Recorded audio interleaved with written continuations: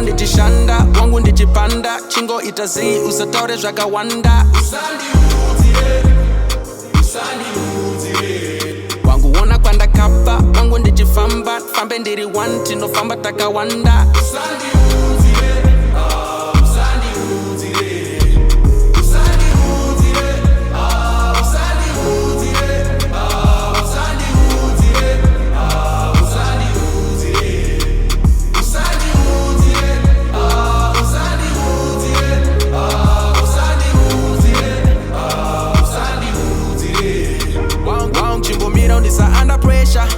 ndine zvakawanda zvausandinetsa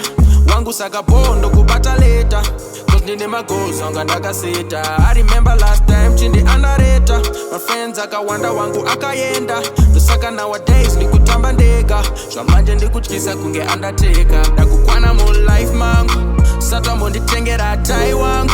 kopa ndaishana ndiri ndega ngwapa ndiri ndega wanga uri pai wangu ndikurola kunge dice wangu fasta kurova matai wangu saka sandiitire favor sandipe lecture ndoterera mai vangu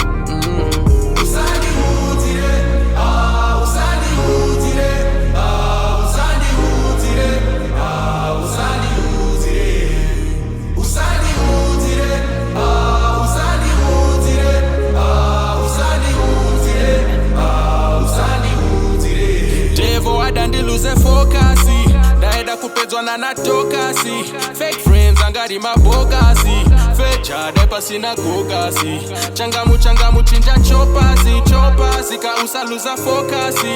ita prayer paunomuka monasi kusavengi vadondona ndiripo pasi ona wangu kana kandikanzira nditakukanzira wowo zvekuregerera mano kanditadzira wakandipaizira nono wanga muripi pandai